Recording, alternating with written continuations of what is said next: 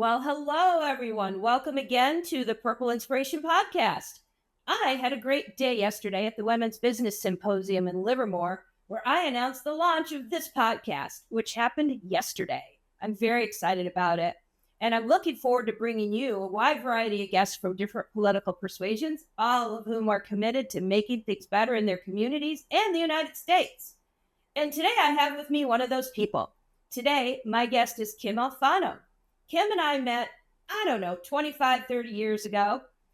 She started her own company right after college. How many people do that? I mean, usually you go to a job and then maybe you start a company 20 years later. She has been in business 35 years and won 47 national awards for the work that she does in media. There are exactly 0 women-owned media firms who have been in business for 35 years. So she is a pioneer and an innovator. Political media, There we go. She was 25 when she won her first gubernatorial race, and she has worked with Governor Mitch Daniels of Indiana, U.S. Senator Lamar Alexander of Tennessee, Governor Terry Branstad of Iowa, and many, many others. One of her mantras is be real, be passionate, be bold, be the ball. Kim, welcome today. Tell us what that means. Well, first, congratulations, Judy. I think it's great that you're doing this podcast. There's a lot of us out here that have been doing this a long time and things have changed so much. It's really exciting. Be the ball. It was supposed to be funny, but and that was important to me because when I started in this business, I was so much younger and I did it kind of through a back door. I was going to be a journalist and I worked for the Republican National Committee as an intern. And someone literally had a nervous breakdown and left, and they offered me her job when I was a junior. And I took it after my mom signed a contract that I would go back to college with me, a legal contract. And I worked with goats. I mean, you know these people, Terry Wade and Catherine Murray and Chairman Fahrenkopf and, President Reagan and President Bush. And but the beauty was I was, 22 years old, 21 years old and working at a national thing and sitting and interviewing presidents and going to campaign events where I was the speaker and I wasn't old enough to drink. And so, being harangued by the locals in Georgia. And I got through it by just having that freedom to screw up. It was, what are you going to do? Send me back to college? I'm 20 years old. So be the ball was just kind of be present, be there, just be yourself. And I always looked at it as a bonus. I got to do this stuff, but not a pressure like a lot of people were trying to start careers.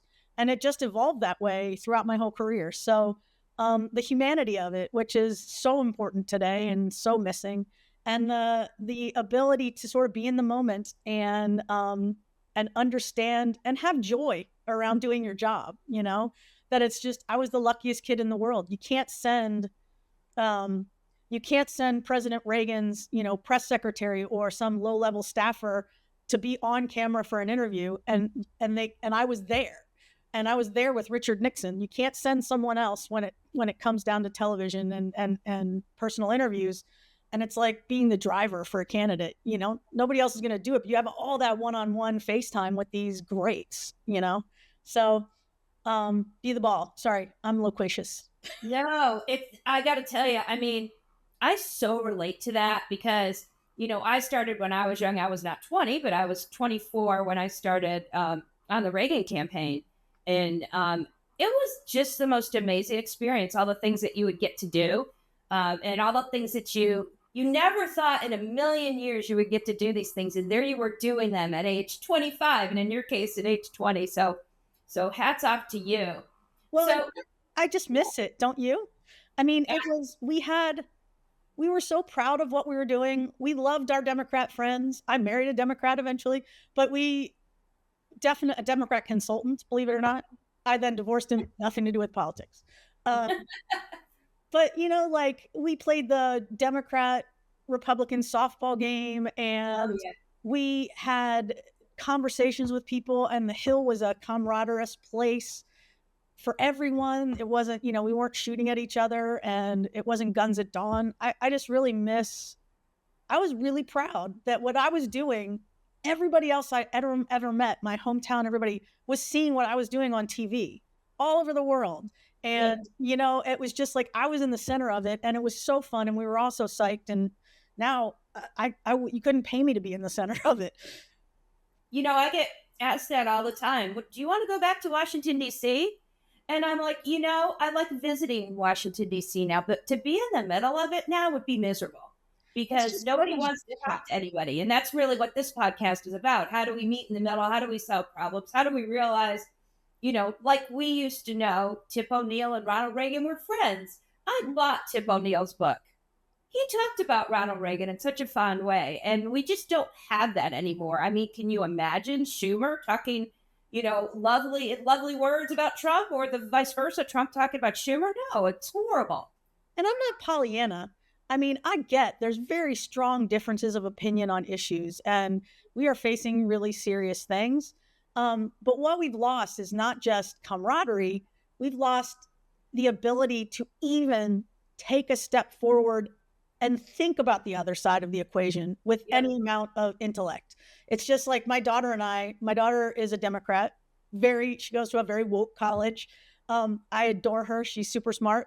And sometimes I just look her in the eye and I say, you can't even sit down with me and have a conversation beyond these talking points that are drilled into your head at college every day, just to say, hey, we have opposite sides. Maybe we can figure out something in the middle that is not a full loaf of bread, but, that could help solve the problem, So it's sad. It's not even possible in tribal communication to have a thoughtful middle anymore.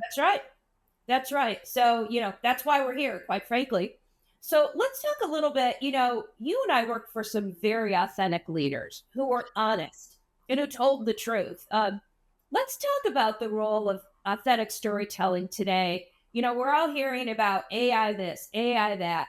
AI rewrites your resume and makes you look like somebody that you aren't. And, it uses words that you wouldn't even use. So let's talk about that. What do you see as the role of authentic storytelling today versus the AI saturation that we see?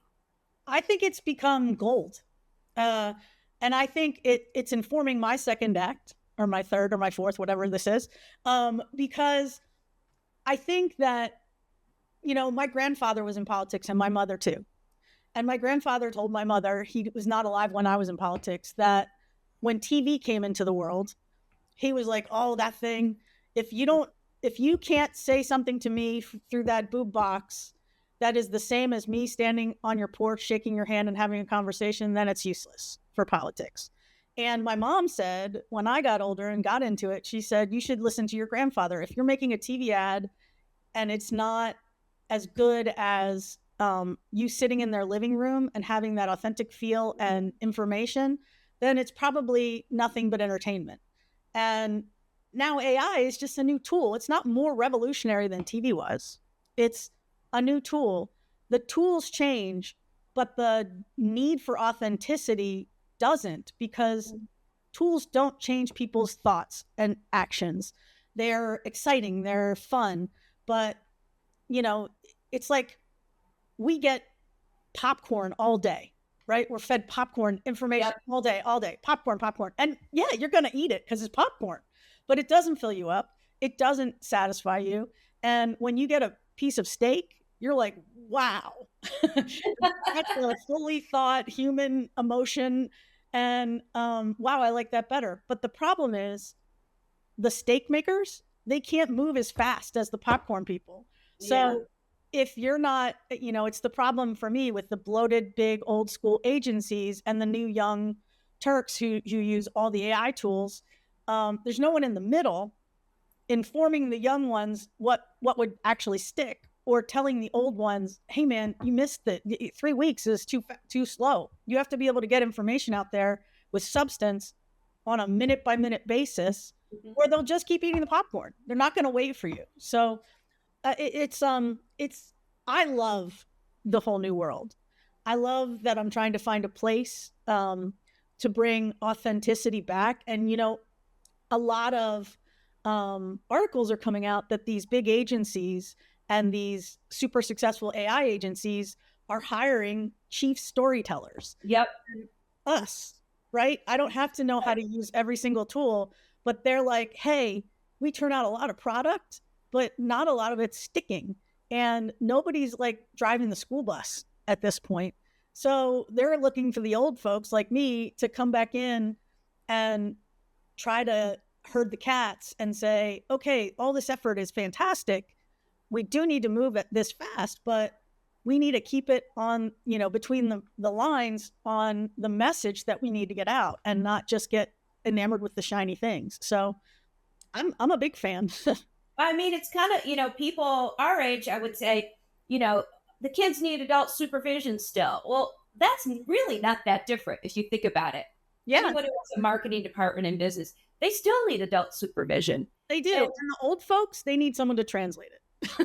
And to tell them and to help them get across the street faster, so it's nice to be, I'm kind of an old folk, but I'm an old folk who was raised in a childish industry where you had to be fast. So that's true. That is true. I think of that old Jerry Maguire line, help me, help you, help me, help you. And, talk about an authentic line, right? That's what I remember. I can read stuff on LinkedIn, several times a day. I go on, I'll read a story. It's gone from my memory within an hour. Yep. That's the difference to me. And LinkedIn's the smart one. Right. Like LinkedIn's the one where people slow down a little bit. I gave up Twitter. I'm probably going to get bounced out for being old, but I gave up Twitter because I can't be on it all day. And once the story passes, it's gone. I can't think like that. I'm already ADHD. I can't have ADHD media all around me at all times. My head would explode. So I curate my media like every other person does in the world, which is another deterrent to authenticity. The thing we don't realize, and the reason for all this tribalism, is technology. Technology has allowed us to build these customized bubbles that are echo chambers of what we believe and what we hear, because there's so much. The only way to organize it is to organize in what you like. And the only way to get that is to get things that you already believe. And there's no more broad mass media outlet that gives you your news that you trust, news you can trust, ABC, whatever. There's no sort of differentiator anymore. It's, you get a million different speakers that just are what you want to hear. And you never even have to contemplate the other part of it, the deeper meaning or the whatever. It's not that you're getting false information. You're just getting customized and tailored information. It's what you're missing. And, but we have to do that because so much is hitting us all day. It's almost impossible to say, oh, I'm just going to listen to I'm going to read everything and make a decision. Who has that time? Nobody. And that's why it's really important to cut through that clutter, again, with that authenticity. I'm telling candidates, and I'm less doing candidates now and doing economic development and some other things, but I'm telling candidates, we are going to make an uncut ad, and it's going to say at the very bottom, uncut raw video. And you're just going to say what you think. I'm not going to script it. We're not going to do anything. And I guarantee you it will be the talk of the town, that you make a pledge in the beginning, not one frame of AI will be used in any political campaign, because already I can write the scripts, and I fought that in my whole career. I never want to write scripts. I used to do 3-hour interviews and pull out 30 seconds of gold, because I'm not Mitch Daniels, for God's sakes. He's brilliant. I'm not him. I'm not Tom Cole. I don't have a Rhodes Scholarship. And, I can get it all boiled down to 30 seconds, but that doesn't tell you one damn thing about those people. So, and there used to be a joke that I would interview these big, these old white men until they cried, because I would keep drilling down and saying, why? And the cameraman would be like, when are you going to make them cry? And I'm like, I'm not trying to make them cry. I'm just trying to get past talking points and get to authenticity, because when you hear that, every head nods. They agree with it. And that's the gold. That's the thing that sells this person. That's what people want to know. They don't want to just know what you think. They want to know they can trust you. They want to know that you understand them. They want to know that that maybe you don't agree on every single issue, but you're coming at it from a good place and you're trying to be a good leader. That's more important sometimes, or was, than whether you were pro-life or pro-choice, or whether, and it bridges a lot of gaps. And I used to get all the old white men because I was the young girl in the business. So it was fun to get them to that point where they were like, yeah, it's my childhood. Really. Well, that tells you a lot about the person, though, and it tells you how they formulate their thought process, right? Yep. So you're not hiring me to be the governor of a state. Right. I used to get asked on these talking head shows all the time, like, what do you feel about the policy in the Mideast or whatever? And I'd be like, you do know I just make TV ads, right? Like, I'm a Republican, but I really have zero understanding of what's going on. And I wouldn't deign to give you the Republican side of that. So I can tell you what the speech was like. Yeah. Yeah. If people make that mistake all the time. They think, everyone's a political commentator, or everyone knows how to use AI, or everyone can, set up a podcast. And the truth is that this is all very specialized. So let's talk a little bit. We've seen a shift from what we knew as traditional media to more precise targeting. What does that mean? And what do people get wrong when they're thinking about digital advertising? So first of all, it's not just digital. It's screens everywhere. You no longer just receive something on your phone or your laptop. That's the old school digital way of thinking things. We've actually evolved to like digital 5.0 at this point. You get it over the top. So you get it on your streaming television. You get it on you get it on streaming television with connected TV. You get it on any device you might see a program. That's the old school part too. You also get it on sides of buildings and on trains. And if you go into a bathroom, there's sometimes a screen in the stall. I mean, the back of an airport seat. You get media in all shapes and sizes on the Sphere in Vegas. You get it every which way. And so what it is, it's kind of like you're giving a speech to 3,000 people. That's old school, right? You're up there. They're there. They kind of agree with what you're talking about or want to know about it, but you're still talking to 3,000 people. Now you're having 3,000 individual conversations. And the problem with that is because we can highly target you down to one-armed Italian bocce player. And with programmatic advertising, which is something that my firm does, we can, and geo footprinting, we can find you at an event. And then when you go to Starbucks or you go anywhere else on the internet, you're just getting my messaging. Not everybody else who's at Starbucks is getting it, but you are. And I'm going to repeat things to you over and over again. If you buy hiking boots and I'm working for someone who's trying to get you to sleep over in their state at tourism board, that's intent to travel. And if I combine that with the 800 other things, you've gone from someone who's interested in travel to someone who intends to travel, and that's a conversion waiting to happen. So the information is abundant and kind of freaky and a little bit freaky. But the good side of that, if you do it right, and that's where, an old school approach comes in, you don't let it be all automated. Back to, I can tailor responses. Everybody can tailor responses now, right? That's important. You sign in and I can send you a more customized piece of media and you'll react. But that customized piece of media is usually just thought through by AI. It's all automated. Once the main message goes in, it's tweaked here and there technologically, but it's not really thought through. When we customize messaging, we are really keeping the messaging in the human side of things and the strategic side of things and letting the automation get it out. And the tools are fantastic. I can spend far less money. I can talk to people who really care about my issue. I can understand what they are. And the conversation is there because we're getting feedback constantly of what they're responding to, what their actions are.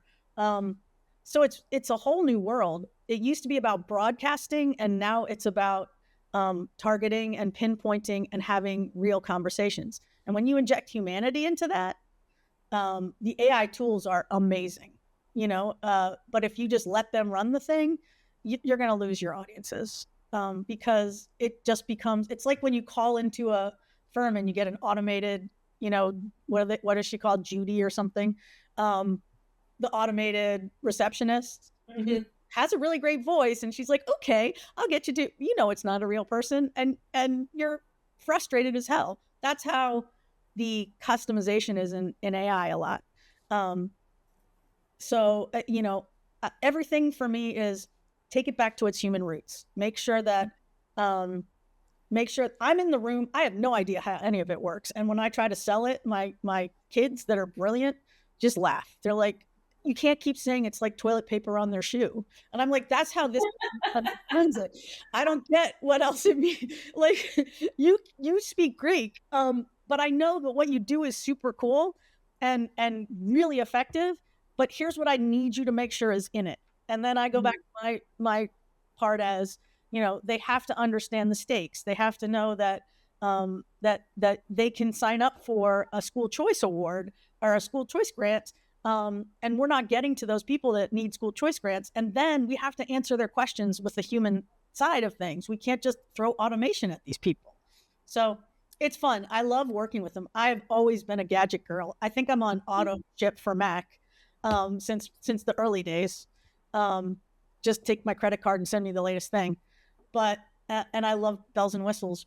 But I at my heart, I'm a documentary maker and I'm a human storyteller, and I've always tried to move stuff back that way. And I think AI is such an incredible tool. I mean, it's like you can now shoot pictures like Ansel Adams using filters, but only Ansel Adams had that original idea.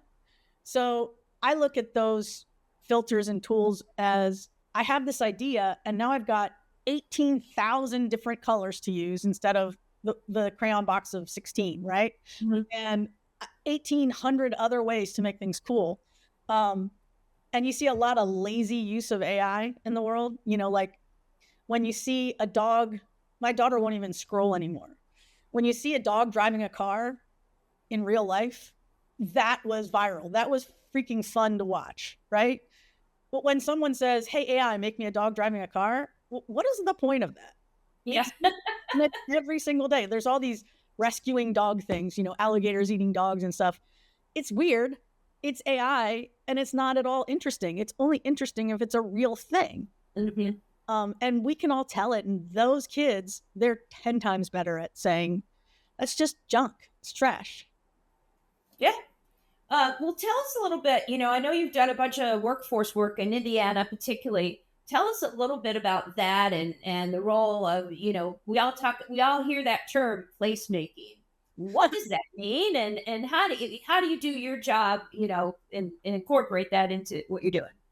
Well, the Indiana story is how I've started turning from politics to the happier world at this moment of economic development, because it's all about hope and success. And that's what's really neat about it. It's back to when politics was about improving your life, right? If we give you more freedom, you can start your own business. Those were the things we talked about. Now it's, if we attract businesses, we can give you better jobs. And so in the state, it's fun to say we were able to attract this, and this. Outside of the state, you go out and pound your chest. Hey, look at how cool we are. We have this, and this, and we're just started, So it's very hopeful, and it's fun, and it's global. And, doing ads in Aramaic and God knows what else. We're in French for the French voiceover guy. Oh my God, amazing. I didn't know what the hell he was saying, but he sounded great. For the Olympics, it's placemaking is finding the pride of a state, the gold, the thing that's there. Indiana, when we got started and how this all got started, was Indiana nice. Everybody loved them. It wasn't Indiana bold. It wasn't Indiana badass. It wasn't Indiana anything. But Indiana nice, a great place to live, a nice Midwestern flyover place. The CEO of the Indiana Economic Development Corporation saw an ad that I made for Mitch Daniels that we called Kick Ass. And it was this Pirates of the Caribbean music filling graphics pounding on the screen of everything that Mitch was able to do. And he's like, we need something that feels like this for the state when I go out around the world to sell this state. Can you make me one of these? And I said, sure, of course, So we made a film for him to take whenever he traveled. And he liked the film so much, he was like, this is really good. We need to change everything we do to this feeling. And he's like, what else can we do? So I ended up making a lot more films that just showed the pride of the state, but in a badass way. And then we ended up making, he said, I'll pay for it. We're making commercials. Can you put these commercials out and around the country? Like, can this follow me around? And I said, absolutely, sure. So we started making commercials, and thus Indiana for the Winners was born. And it was just a whole mindset change. It was showing the world that Indiana is nice, but they're also like top of the world in biopharmaceuticals, in tax regulation, in space to do businesses. SK Hynix and NVIDIA are in Indiana. Like, so many great things, and the land and the people and the price of living is fantastic. So we had a 2 core message. One was, listen, we have this great gem here and we're super proud of it. And we're not going to be quiet and nice about it anymore. That was a big change for them. But inside the state, the place, the results of we went from $7 billion in CapEx for a year to $77 billion over 2 years in CapEx over the 2 years of this program. So I'm not saying I did that. That was Governor Holcomb, but a lot of it had to do with the sort of change in attitude. We're here to play. Inside the state, we started saying, look at what all this money can do for us. So there was an internal campaign as well, where they had the READY program, where they took federal grants, mixed it with state money and business money, because we had all these businesses who want the place, pride of place to be better. And started taking small towns like Gary and revitalizing their YMCA and their infrastructure, taking other towns that were more rural and giving them better access to incubators and schools, and just like improving the quality of life across the entire state.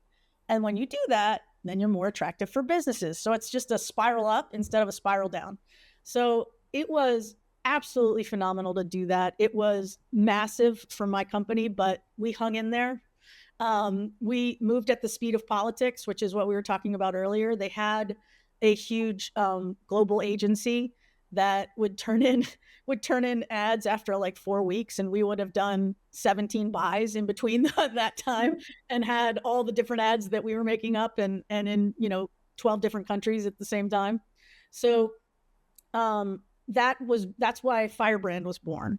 There's this big gap between big agencies and new digital fast moving agencies. Mm-hmm. And for people like you and I that were born in the SWAT era of politics, where you have no money and 3 days to get something done, but you can apply all of the new digital tools and all of the quality of creative to that timeline, well, then you land right in the middle where everybody needs you, because like we were saying earlier, you can't respond. The popcorn's going to be out there. You can't throw your steak in late. Nobody cares. They're already full of popcorn.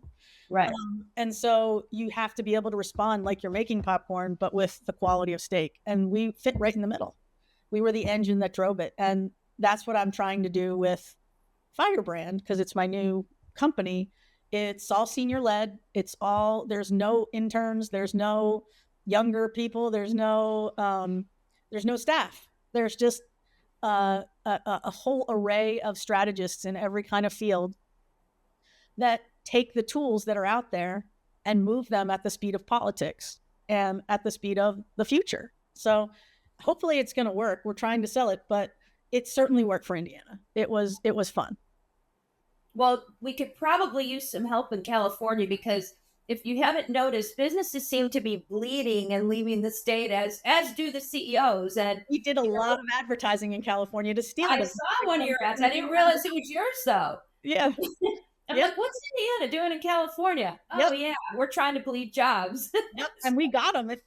I saw a chart this morning, and I didn't think we'd talk about it, but I'm also working in Delaware, Indiana, Delaware. What was the other one that got that were dark blue as to people coming to the state, where California, New York, Illinois were bright red. So, you know, you can live anywhere. I live in Landenberg, Pennsylvania. I lived in DC for 30 years. I lived in Salisbury, Maryland at the beach, and I used to fly from the little airport all over the world, all over wherever I needed to go. And I had this astounding, great, beautiful house because it cost nothing. So you can live and work anywhere. Now, look at, you're somewhere else, I'm here. We can digitally do whatever we need to do. Why would you choose to live in a 200-foot apartment that's costing you $6,000 a month in New York? Yeah. Why? I don't need to be there. Well, you don't end up with a high quality of life when you're boxed in like that. So you don't. Yeah. And you also don't end up with a high quality of understanding of life, because most of life happens outside those cities. And when you're trying to sell things and talk to people, you can't have that mentality. When I left Washington, D.C. and had a child, I really got more tuned into education reform and different things that I never really thought about before. And I came at it from the perspective of a person who consumed it. And like I said, I'm not an expert on many things, but I am involved in a normal life like others. So there's lots of our friends in Washington, D.C. still who never left the bubble. I mean, I always, it used to be a laugh line when I would say I had a good sense to marry a Californian and get the heck out of there. Now people come out here to see me and they're like, oh my gosh, I can't believe the life that you have. And, things are perfect. I live on the Palatial Landenberg. The weather is. So. I'm like, come over here. We're in Landenberg. It's the middle of nowhere. It's a palatial. This would have been a small apartment in DC. Yeah. Well, Kim, it's been great having you today. I'm so glad that we reacquainted, and absolutely, so thrilled to have you. And hopefully, we'll be able to do another conversation soon. And whenever you'd like, on something that might be fun. Oh, whenever you'd like. And Judy, congratulations again. This is really necessary. I think this might be the way back to conversations. Somebody's got to do it, and I'm somebody. Absolutely. Well, you're the perfect person for it. All right. Thanks so much for your time today. Great catching up with you. Absolutely. Same with you. All right.